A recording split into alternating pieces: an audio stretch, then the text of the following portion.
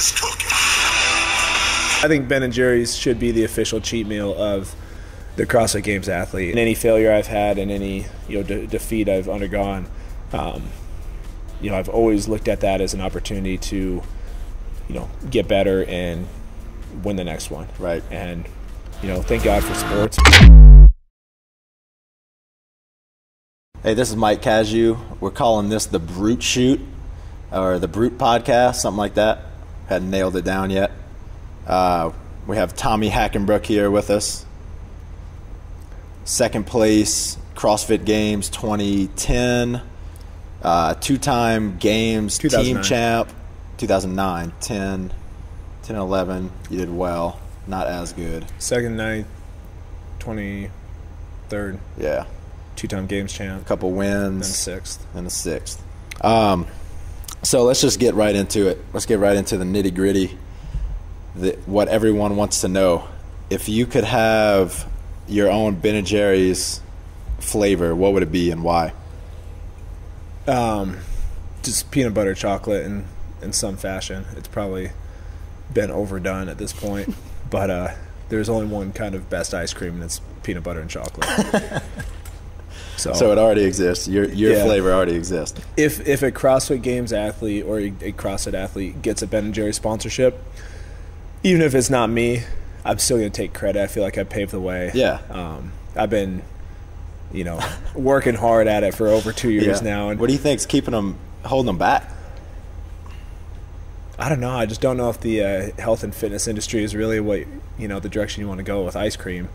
They've kind of catered to like the fish crowd and Cherry Garcia, more the deadheads and the potheads, guys who are go in the store at 11 p.m. to when they got the munchies. I don't know if guys who are getting up at 5 a.m. to work out are exactly their target market. They could do kind of a donuts and deadlift style thing though.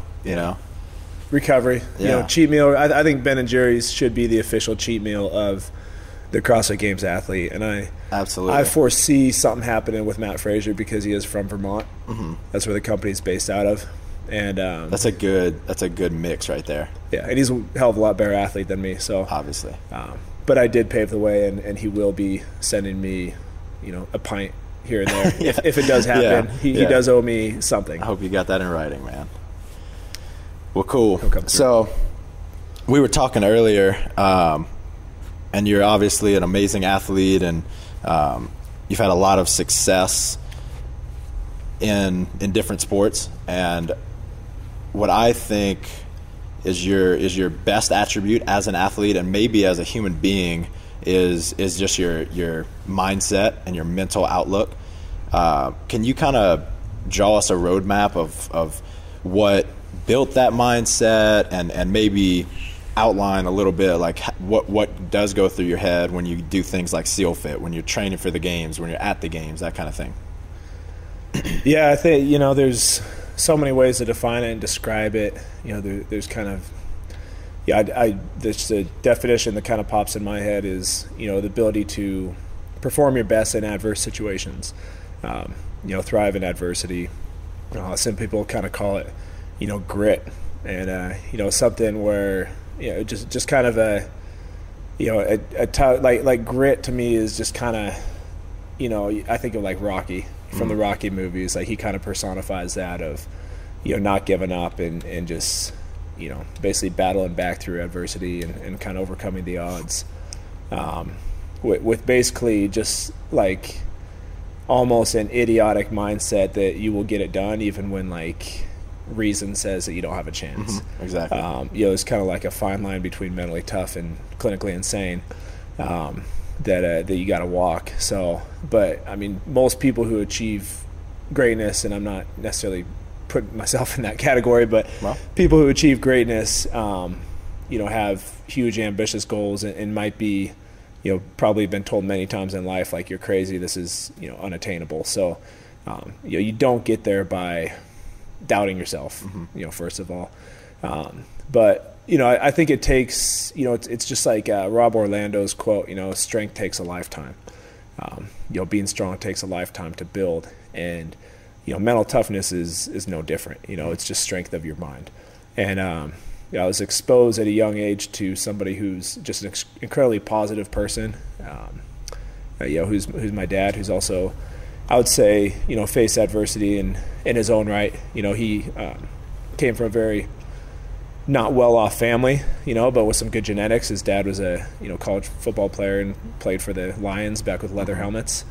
And but my dad had to work at paper route all as a kid growing up, and pay his own way to go to Disneyland because his family never took vacations. So he didn't grow up with a lot, and made the most of it, and I would classify him as being highly successful. He had 6 kids. I have a younger sister with cerebral palsy. I have 2 kids that are both healthy and 100%, no disabilities whatsoever. So I can't imagine how what kind of challenges that presents as a parent, and I have so much respect for any parent out there with, and especially remain so positive like you're talking about. Yeah, super positive guy. Married to my mom for 40 years now, I think, or 39.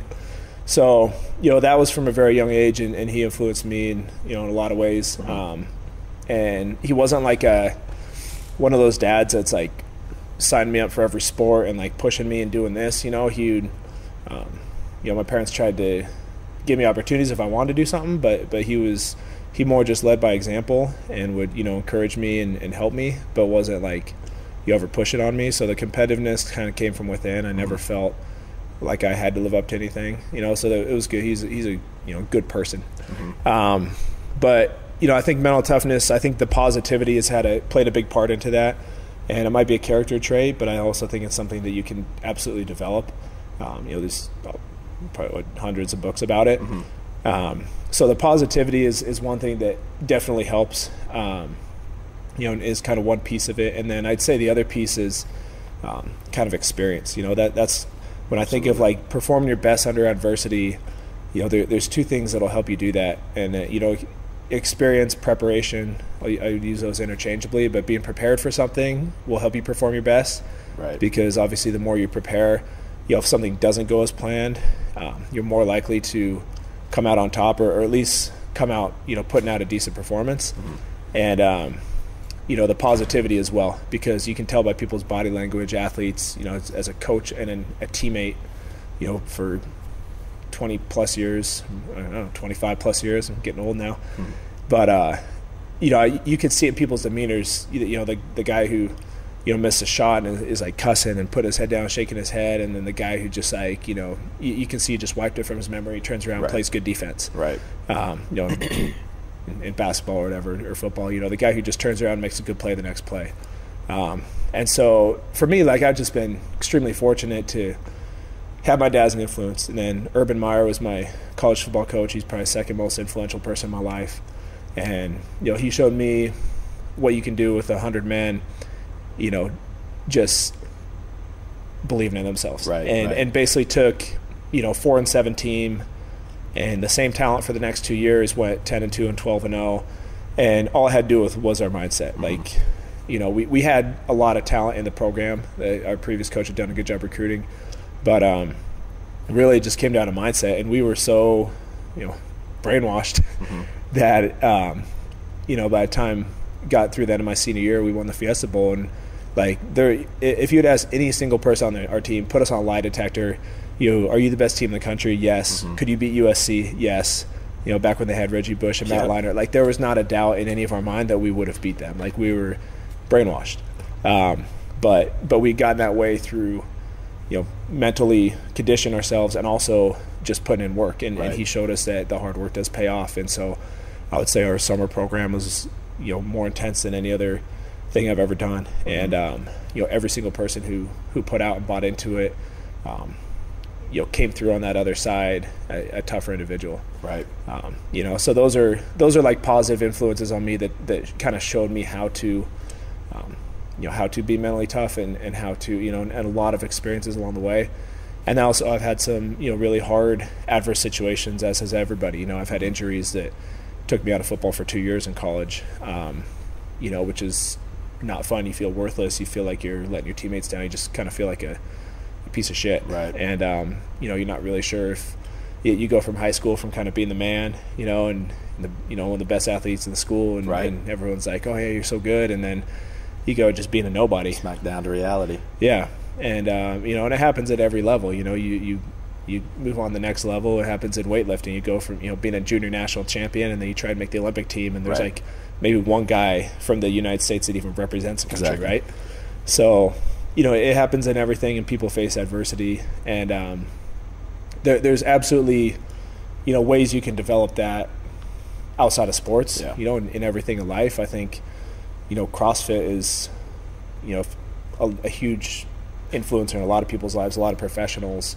That's why they rave about CrossFit. They're like, it's made me better at everything I do. Like, what do you know, what is a workout? Like, what does it really mean to somebody? It's not just that you know, did those reps and the sets. And the whole point, like the whole thing about the workout, why people love CrossFit, is they just did something they didn't think was possible. They just put themselves in an adverse situation, and they came through, you know, unscathed.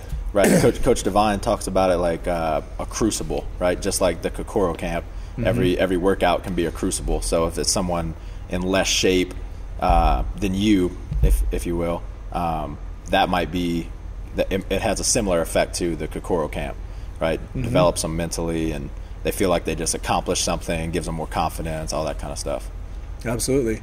And you know, that happens in every workout. And then the higher level you want to perform, you know, you have to ramp it up. And so you know, I think maybe what sets me apart, I do feel like my mental toughness is you know, my greatest strength and something I pull from. And maybe what set me apart is I'm have a huge risk-taking personality, and I've never shied away from, you know, a challenge or a dangerous situation, you know, which is, you know, I'm probably lucky at this point in my life to be where I'm at and not have like really messed myself up in some way. Right.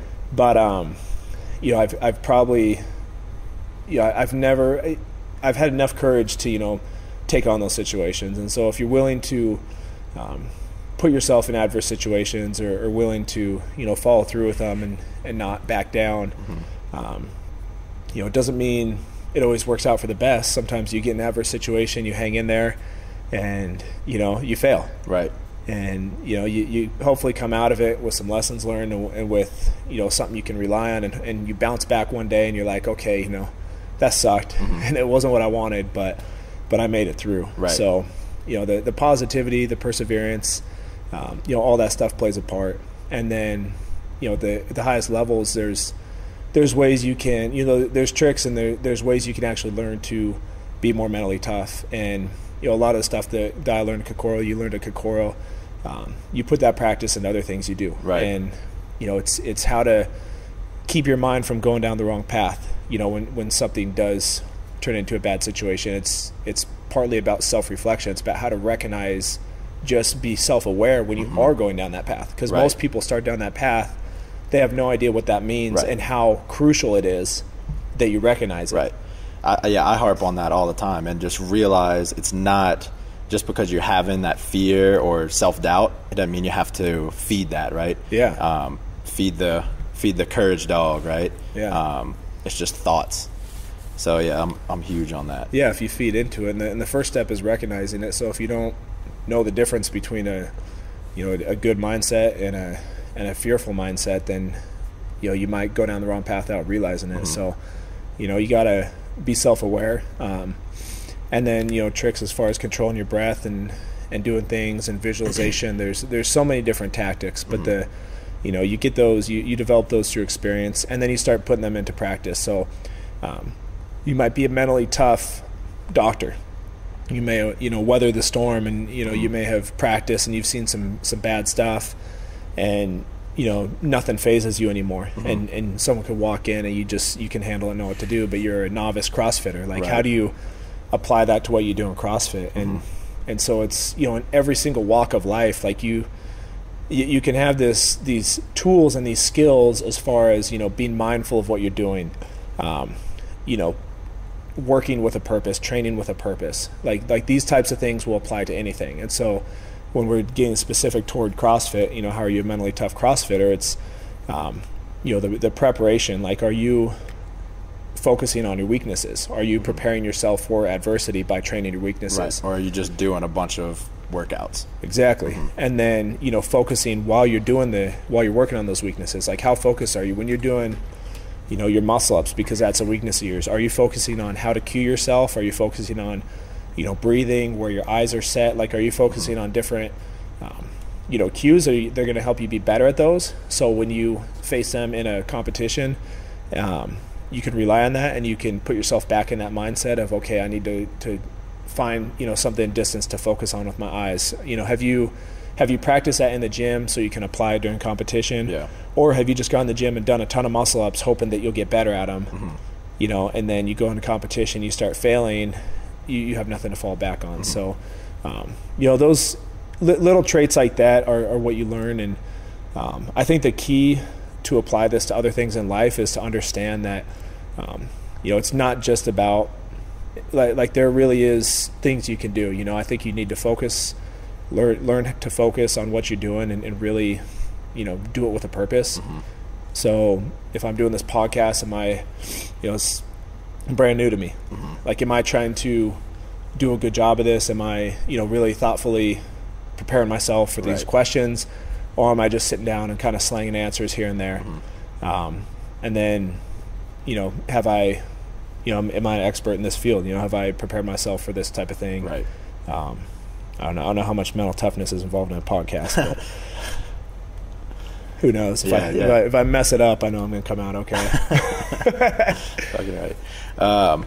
One thing that you kind of touched on that I just recently have been able to conceptualize. I read a book called Mindset by Carol Dweck. I think she has a PhD in psychology, and there's two kinds of mindsets. Her theory is there's a growth mindset and a fixed mindset. So a growth mindset says that, you know, I may not be smart, but I can become smart. I may not be the fittest in the world, but I can become that. And what I see in you, from knowing you, hanging around you a lot the past 4 or 5 years, is it doesn't matter if it's doing taxes for the gym or learning how to do muscle up into ring handstand push-ups, even though you're 6'3". You always believe that you can do it, no matter what it is. And you also believe that you can become good at it. Maybe not the best at it, but at least very proficient at it. And, you know, like, take, for instance, your handstand push-ups 3 or 4 years ago. I remember you hung out with Dusty Highland for a week or something like that, and then ever since then it's been a total switch for you. You've become very proficient, and not even really one of the best at those, but it's not a weakness anymore, you know. And I see that, like, all over in your life. Yeah, I definitely, you know, absolutely have that. And you know, you hate to fail at something, and, you know, when you do, you definitely don't want to do it again. So yeah, I have that confidence. I try to, you know, make sure that I have balance as well, because you can't be good at anything if you don't, you know, put the time into it. So there's areas I'll try and focus my life and what I'll try and focus on. But yeah, I've never looked at a challenge or looked at a defeat as a finale, you know, a final say. There's always been a silver lining to everything. So in any failure I've had, in any, you know, defeat I've undergone, you know, I've always looked at that as an opportunity to, you know, get better and win the next one. Right. And, you know, thank God for sports, because I think I've learned that is possible. You know, and so it's never crossed my mind that there's, you know, that wouldn't be a possibility. It's just always, you know, if you lose, like, you just get better and you play the next game. Like, there's always another season. You know, I've never had an outlook in my life of, like, you know, that's my last game, my last play, the last whistle, and, you know, never do it again. Right. Like, there's always the next season. So absolutely, you know, kind of look at the world that way. And you know, until I'm proven otherwise, I'll keep doing it. Yeah. That's awesome. That's awesome.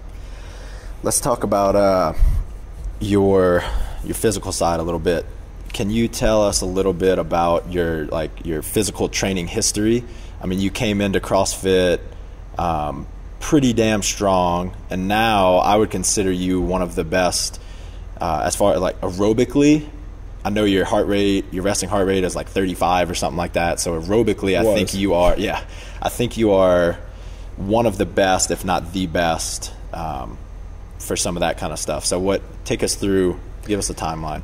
Yeah, I mean, the aerobic part, I don't know if that just peaks when you're older. I know ultra runners, 30s, there's not a whole lot of ultra runners in their 20s. So I don't know if that's just something that gets better, or if, or it's just that I'm getting older, so I can't do as much of the other stuff. So I just spend a ton of time on the rower and the assault bike. But as far as the training, just doing all the wrong stuff. Well, kind of the right stuff. I was doing bench, squat, and cleans growing up with no coaching. And what were your numbers coming out of high school and college? Out of high school, I was benching. I was trying to bench and clean 300 each, and I was just right there. I think I was like 290 roughly. Back squatting just under 400. Those are always kind of my goals. And then you graduated, hit on those lifts. 4 years later from college? Yeah, when I graduated college, I got hang clean 355. We used straps, so it helped with the grip. I was weighing 230 pounds, so I was bigger than I am now. Bench 375 and back squatted like 475, which is weak. I squat more than that now. Right. So, got stronger as I got older, and really the technique got better. Like I was probably just as powerful in college as I am now. But now I'm 33, and clean about 355, and back squat about 500, and bench like 315 because I never do it. Right. Definitely gotten smaller up top. So, but you came into CrossFit. I was really strong when I came into CrossFit. Strong if you look at the whole, the whole athletic population, but for CrossFit, you were and still are one of the strongest. Yeah, I feel like everyone's caught me with lifting numbers, but I'm right. If it's just a pure, I don't know, pick some up off the ground. Yeah, an overhead squat I did really well on, but that was just a freaking you got lucky thing. Yeah, I do a lot of overhead squats, so that was just a gift. Everyone's caught up to me. I haven't hit a PR in 2 years. Right. I mean, little tiny things maybe, but really, I like my absolute strength power hasn't gone up in 2 years, and I haven't been training for it. You haven't focused either. Yeah. No, I was strong. I was one of the strongest guys 2 years ago. Now I feel like I'm, average. Right. Like you look at the clean jerk. I didn't even this last week. There's a lot more guys, younger guys, smaller guys, clean jerking more than me. So I don't consider myself one of the strongest guys anymore. Now I'm just getting by on experience and mental toughness. But 2 years ago, I kind of stopped trying to get stronger. I just trained at about 80% of my max most of the time. Rarely maxed out, and just tried to get as good as I could be aerobically and get as good as I could be at gymnastics, because those were, weaknesses, especially the gymnastics. Yeah. Can you tell me specifically how you got better aerobically? I know a little bit about it, but yeah, aerobically, doing IWTs in the workouts, breathing stuff, doing what's a lot an IWT? IWT is, typically like a kind of standard IWT is going to be 3 rounds if you do a few reps of a power movement, followed by 1 to 2 minutes, 3 minutes of aerobic exercise, followed by rest. So it's basically like lift, aerobic exercise, rest, lift, aerobic exercise, rest. And, the goal is to have a high output every time. So kind of most, standard one I'll do is, 7 cleans, 2-minute row, 2-minute rest for 3 rounds. And how many meters are you trying to hit? 2-minute row, I'm hitting 600 meters or more. So I try and negative split where I'm increasing the meters each time. So it might be 605, 610, 620, something like that. Definitely want to work at a high level every time and not fall off. And then the second half of the IWT, kind of just like the first, except I'll do it with a slow lift. So instead of a power lift, instead of a clean or a snatch, I'll do a squat or a deadlift. So maybe 7 squats at 70% of my max, and 2 minutes on the air dyne or 2-minute run or something like that, followed by 2-minute rest. So you could tweak the work, rest, time domains. You can tweak, the power and the strength movements. Like there's infinite ways to modify those, but doing those about once a week has been really good, and help me train at a higher output for longer, and give me almost a mental confidence, that that negative splitting in the workouts of not getting worse, you know, because I feel like for a long time in training, you condition your body to go out the gates pretty hard and then slowly, gradually decline as the workout goes on until you finish. And with IWTs, it's more hold the same steady state the whole time and then peak at the finish and have that last round be your highest output. So mentally, you know, I get into workout and it's like me and someone else, you know, with 5 lunges to go and I'm tied up, like that switch flips in my head. I'm like, oh, I finished strong. Like I just know I do, even though he probably does too. Like I've done that over and over and over, and I always do finish strong in those IWTs. So it's like automatic. I'm like, sweet, I'm going to win this. As long as I'm tied up with him, I know I'm going to finish stronger. So that's been really valuable. And then just a lot of steady state cardio, you know, not really having a lot of direction. What's steady state cardio? Early on, just like a I don't know. Shit, I'm like don't a 60-minute row. Yeah, how hard? An hour to 2 hours at like right under your lactate threshold. So you're not really, you know, you're in that aerobic state. So a heart rate of like 130 to 150 for me. You know, somewhere in there. So sitting on the rower for a long period of time, you know, swimming in a pool. I can't keep my heart rate down in a pool. It gets up over 150 quick. Terrible swimmer. But running, you know, airdyne, anything like that, basically just kind of building up an aerobic base. If you do longer cardio at too high of an intensity, you're just going past that lactate threshold and you're not developing efficiency in that, you know, with that oxidative state. And even though what I'm training for with CrossFit isn't necessarily a you know, an endurance sport, you're not working in your oxidative zone ever really, but you are recovering in that zone, you know. So working on that the oxidative state and the efficiency of that system in your body helps you recover between workouts. And so really the CrossFit Games becomes an endurance event, even though it's multiple, you know, anaerobic events, multiple, you know, you're in the that glycolytic pathway or whatever most of the time. So it's multiple of those over and over and over, but the guys, you know, who recover in between do really well. And saw something, you know, thrown out there the other day. Rich Froning apparently has a really high VO2 max. Not surprising at all. And talk about someone who, you know, has proven that he can recover, you know, after workouts and bounce back, and someone who always looks stronger on the last day. You know, so some people might point a finger and be like, oh, he must be cheating because he always does the best on the last day. And he's like, yeah, it's like he's either cheating or he's just preparing better than everybody else. And that's what I tend to think. You know, if I didn't know him, I might try and say something that maybe he wasn't playing fair, but knowing the guy, like, there's zero question. And anyone who knows him, there's zero question that he's outworking the competition. And when it comes to traditional CrossFit workouts, he is by far just the best, right? So early on in the week, they always do the long endurance stuff and the odd objects and everything like that, and he usually falls middle of the pack on those. And then every single traditional CrossFit workout he just destroys. He's top 10 at the very least. The only thing that holds Rich Froning back at the CrossFit Games is when they don't do CrossFit. Exactly. And that's the only thing that saves me. It's you look at our finishes last year, it's like completely opposite. Like the less CrossFit involved, the higher I finished. And the more CrossFit involved, the, you know, I was lucky to be top 20. Well, I mean, it's those are true tests of fitness as well, you know. Absolute power, strength, absolute endurance. So and it reflects my training. I've you know, haven't been able to prioritize my life where I have the time to do that much, you know, CrossFit. I know I'm not the most efficient mover, and I also don't enjoy it as much. So you know, I like getting outside the gym and doing a bunch of other stuff, and I know it probably costs me in some ways, but it also benefits me in a lot of ways. So it's just kind of the path I've chosen. And you know, as far as the games performances go, it's, you know, I'm proud of how I've finished, and I like to hang my hat on the fact that, you know, in the weird odd events, I've always shown up and done really well. You know, so even though I, you know, haven't won the games, you know, I like to think that I'm you know, I've you know, fulfilled kind of what I was there to fulfill. And you know, I've walked away satisfied every year. You know, a lot of people have. That's what's really cool. You know, you have 45 guys and one winner, and you have a lot of guys walking away from that feeling good about themselves because it's a hell of an accomplishment.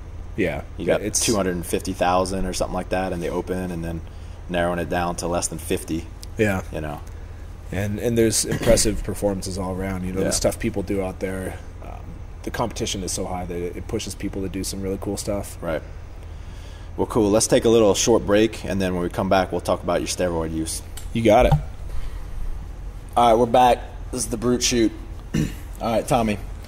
So a while back, I posted on the brUTE Strength Instagram the picture of you and Jason at the games, clapping hands. Yeah. And someone, actually a few people commented under about they got to be on juice, they're sauced up, you know, they're on D-ball, et cetera, et cetera. And of course, I went to town on them because I love to do that. Yeah. I love to troll the trolls. That's what they're there for. And really, I've had to defend, you know, several people, Miranda, Brooke, et cetera. And these are people that I've known for a long time. I've been a huge part of their training, and I know like what they're eating, what they're taking, not taking, and I know everybody's clean. You know, I know for sure that you three that I just named are clean. And parallel to that, there was that I think we're talking about the same article. I think it was Ramona Roberts, something like that. Looked at a bunch of stats. This one might be a little bit different than the one you're talking about, but there was one where he looked at a bunch of stats. I think you referenced the article or something. Right. Yeah. I've read all. A bunch of,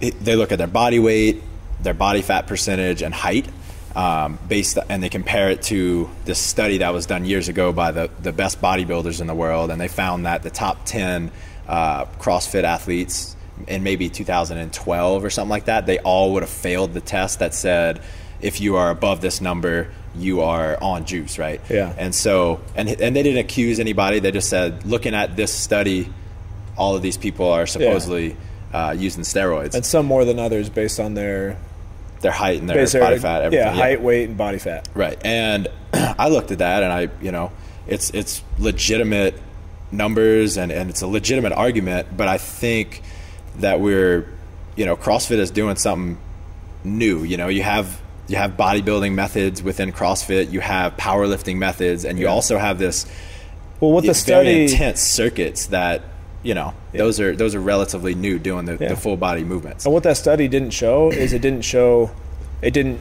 also take into account very muscular men who are not taking steroids who had those same stats. Mm-hmm. Like, just because they do a study on guys who take steroids and what their like body fat, weight, and height are. Yeah. Well, no, this one doesn't mean that any male ones. This one was done on natural bodybuilders. So and they were trying to find what's the maximum weight, like the maximum you can weigh with this body fat percentage at this height, and still be natural. Yeah. How many?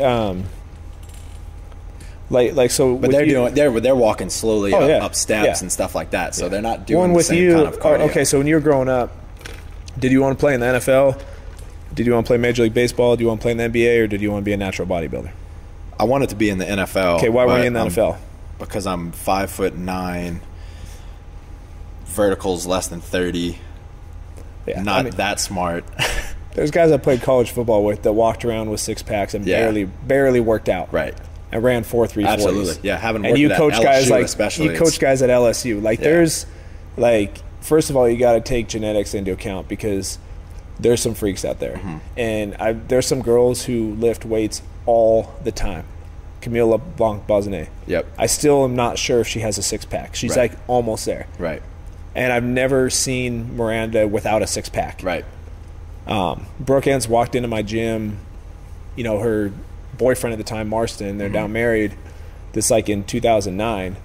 She walked in the gym and she was incredibly strong and lean, and I don't know what kind of had been doing a little bit of bodybuilding training, just not bodybuilding, but just in a gym doing whatever. She didn't know how to train, and she ran a faster 40 than every single guy at the gym except for one. Yeah. There's people with just freak genetics, first of all. So I don't know. I think the study's horseshit. I also think there's one that I looked at that compared the body weight and all that to baseball players, study done on baseball players. And basically the conclusions these guys were trying to draw was like basically saying it's impossible these guys are not on steroids because they have like similar, you know, body fat and, you know, muscle mass to height and all that index ratios as professional baseball players. I'm like how do you draw that conclusion? Because first of all, baseball players don't work out for shit.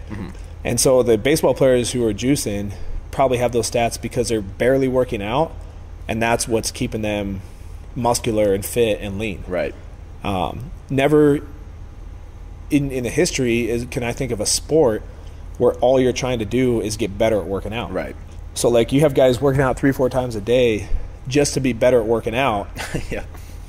And they're not doing competitions where they're straining muscles and injuring themselves. Right. Like CrossFit's the safest thing I've ever done. It's almost impossible to get hurt just training in a gym.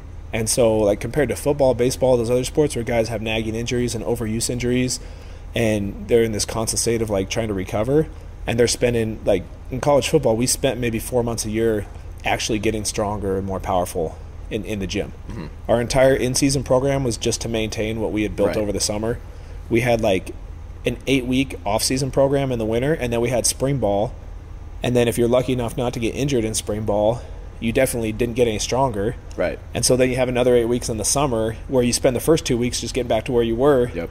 And then you build for 6 weeks. Right. And then you're into 2-a-days. And then in season, you're not training as much. You're eating the same, and so a lot of people's body composition gets a lot worse. Like the longer into the season. So playing college football was like I mean, if I had just done CrossFit for 4 years in my early 20s, I probably would have made some, you know, much different gains and would have had a much different body composition than I did playing. So it's not like, not only is it not shocking to me, but it's completely expected. Like why would you not expect these guys to be the most well-muscled, lean, fit males on the planet?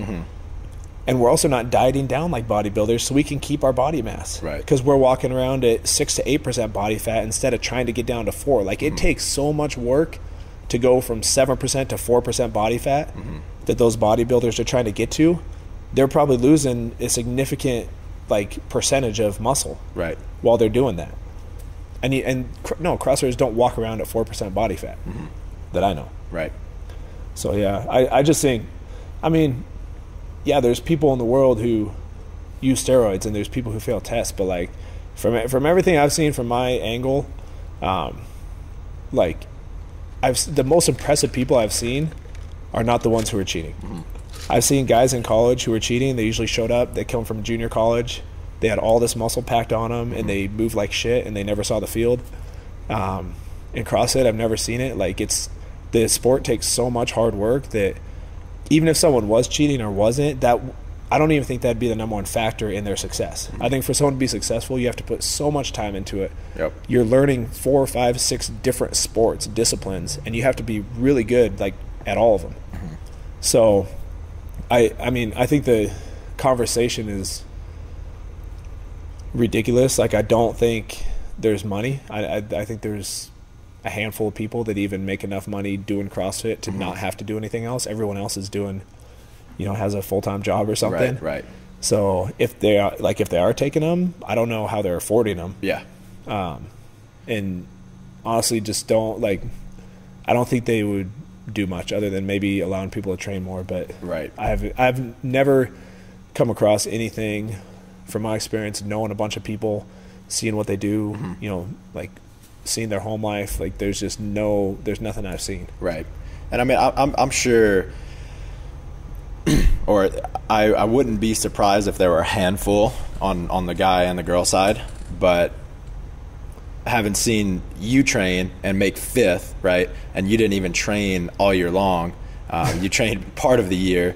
You know, I know what is possible, and that also goes for body composition. Like you don't have to be using steroids to be a woman and get a 6-pack, get a absolutely shredded 6-pack. Yeah. You know, if you lift a lot, you eat clean, and you do some form of cardio. I'm, you know, partial to CrossFit. I think it's tremendous, but just some type of high intensity cardio, it's definitely possible. Yeah. I think a lot of these people that are, you know, making such a stink are the ones that they just don't work hard enough. They're sore losers. Right? Yeah, and they don't work hard enough, and they don't understand that people can work that hard and be that consistent for that long. Yeah. You know, and that's what it takes. It takes a long time, especially as a female, to look like Brooke and Miranda. It could take years, you know, and you got to be very diligent. You can't have a week or two off where you just eat like you do. You know. Yeah, I don't look like that. Yeah, though. So they just don't understand that. So yeah, they're sore losers. Is it like it was? They were the same guys pointing fingers in high school, and the same guys pointing fingers, you know, and pick up basketball, and like I'm surprised people aren't talking about steroid use in 35-year-old, you know, pickup basketball leagues, because those guys.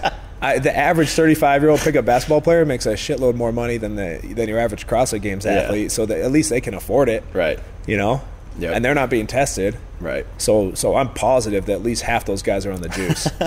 You know, that's a logic these guys are using who are writing these articles. So I love it. I mean, who knows?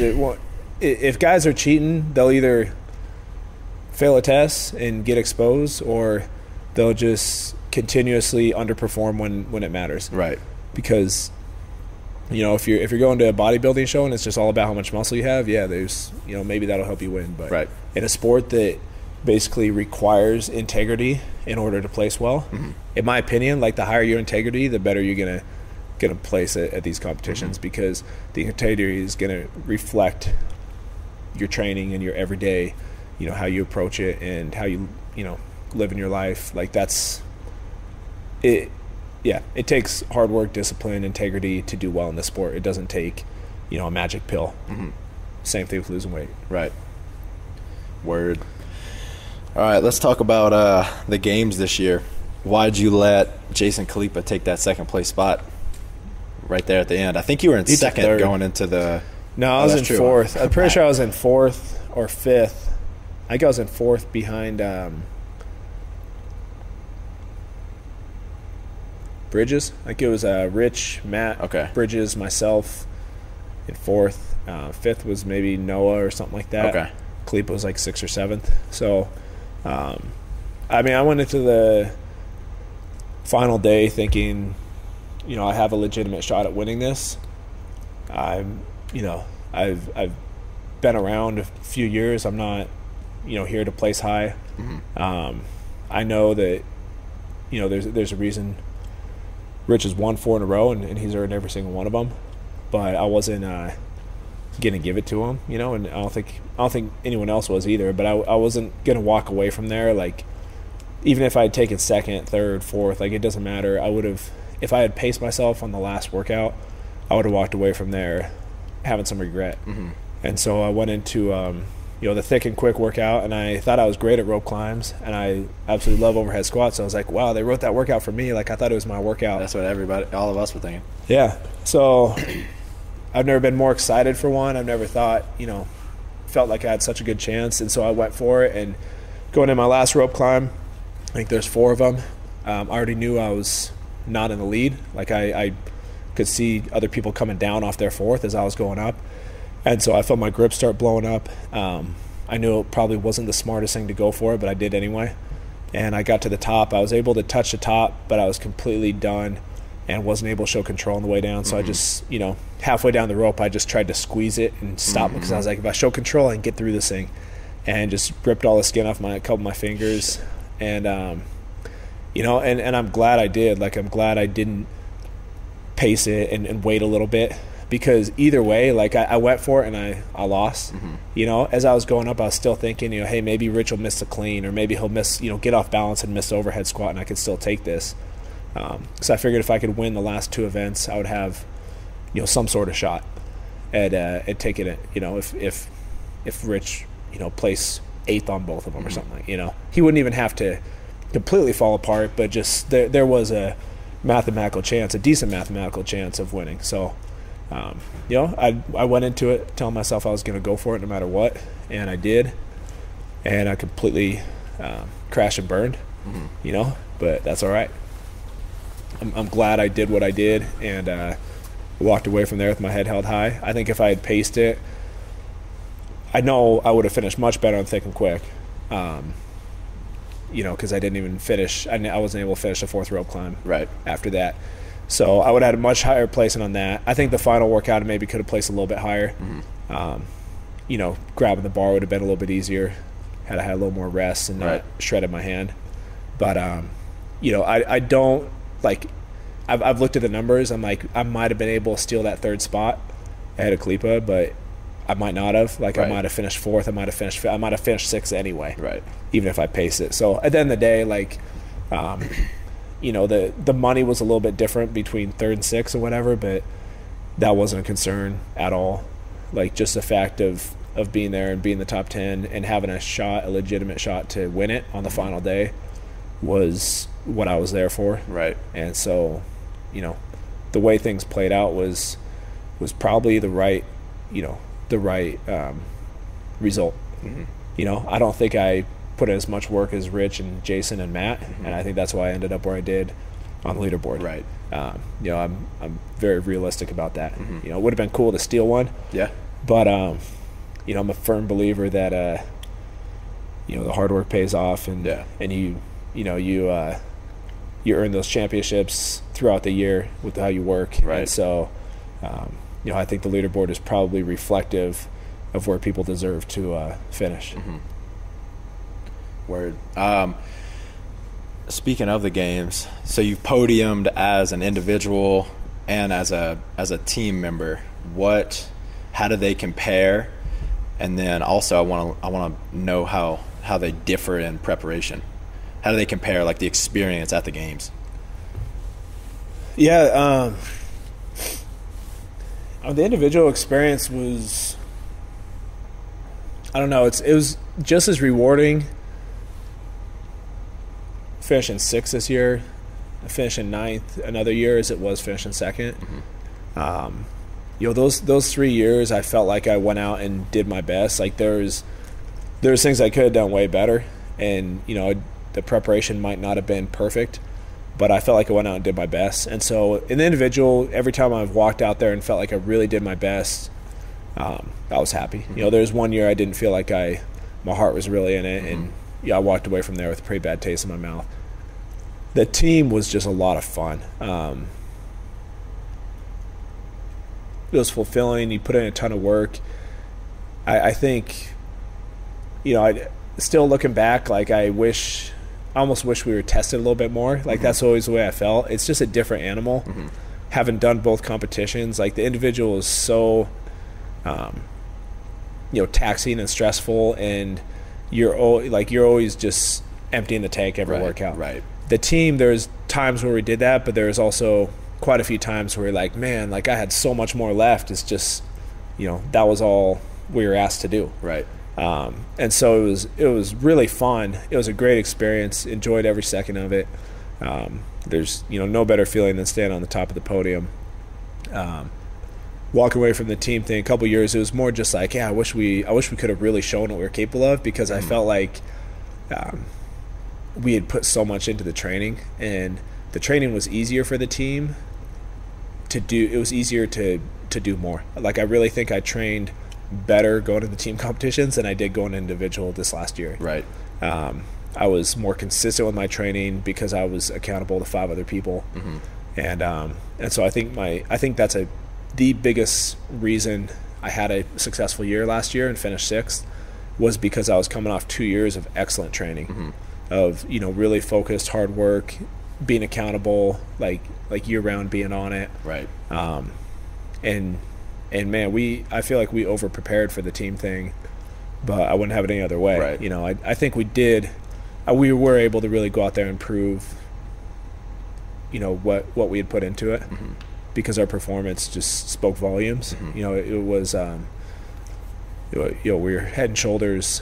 By the end of the weekend, as far as the points go, we were very dominant. So I think that shows, and I think we set the bar and set a whole new standard for people who want to prepare for teams. And I think that's really cool, to be able to say we took part in that. And CrossFit New England, with their performance when they just dominated, they did the same thing the year before us. So it's really cool to be, feel like you have inspired other people to, step it up and raise their game to another level. So yeah, individual was a very fulfilling experience. of, just that you left it all out there, and there, you felt satisfied that you couldn't really done anything else. The team was, it was a lot of fun. It was just really, awesome for all the work we put into it, just to validate, that we'd busted our asses, and it was, the whole thing was worth it. Mm-hmm. Yeah, I don't have nearly as much to compare to as you, but just preparing individually for like local competitions, your fitness elevated and stuff like that. There's stress for team and individual, but I didn't put, I put pressure on myself to, get better for you guys, but I didn't, it wasn't a part of like my identity. When I'm preparing for an individual competition, it's, and I'm not saying this is like a very healthy mental thing going on at all, but I put a bunch of pressure on myself because it will reflect solely on me if I perform poorly, right? So I don't think that pressure is really, one, it doesn't feel very good. It's just stressful all year long. And then two, I can't prepare as well. I'm not getting as much sleep. I'm not, if one thing goes wrong in a training session, I might change up the training session. With the team stuff, it was just so much more fluid, and it felt easier. Adrian would always come in saying teamwork don't seem work, and I felt that every day. It was fun, showing up, working together. It was just a lot more fun. Yeah, absolutely. The preparation was the biggest difference. As far as competition, everything, you just go out and you do your best. And but yeah, the individuals, a lot of people do get wrapped up in the identity of it, and I see that all over the place. Exactly what you were just saying. So it's really hard not to do that, though. I'm sure I've last year somewhat went that direction myself. That once I was there at the games, like, it was about it was much more making a statement of who I was, than it was like going out and being a part of something bigger than myself. Right. Well, cool. Before we wrap up, people that are just like supporters of you, supporters of Tommy Hackenbruck, what are you up to these days? How can they follow you? That kind of thing. If you got a good sense of humor, you could follow me on social media. I don't know. I don't think I'm too out there, but do get myself in trouble sometimes. Posting stuff that maybe I think is funny and other people don't find it funny. On a Saturday night after several drinks. Several kill cliffs. On my Instagram, Twitter, and doing the Open right now as we speak. And priorities in life have changed a lot this year. It's been a crazy year. Owning a gym has been more of a reality to me than ever before. And being a business owner and a father, and getting married in a little over a month. So I'm very excited to be doing that. My fiance is an amazing girl, and my kids and myself are very lucky to have her in our lives. Super, super excited for that. And I've been on this TV show that's been kind of a trip, but this Broken Skull Challenge thing kind of fell into my lap, and had a good run at it the first time I did it. So I'm hoping for a season 3. It's the best paid job I've had to date. Yep. In my life. So it's been nice to go out and just take on an obstacle course and do well. And I don't fancy myself as like an amazing obstacle course racer, but you just got to be better in your competition. And so, as far as the show goes, it's kind of funny because it gets narrowed down by like, toughness and hand-to-hand combat and wrestling, and then whoever wins takes on the course. So I've been lucky enough that sometimes like the toughest, strongest guys aren't always the most nimble. Hoping for a season 3. Keep my fingers crossed. I don't know if that'll happen or not, but if it does, I'll make sure I represent my gym, my family, and represent CrossFit well. And I try to always represent that with class and integrity, and a little bit of my own flavor and personality as well. Awesome, dude. Appreciate it. Yeah, it was great being on here. Thank you. All right, man.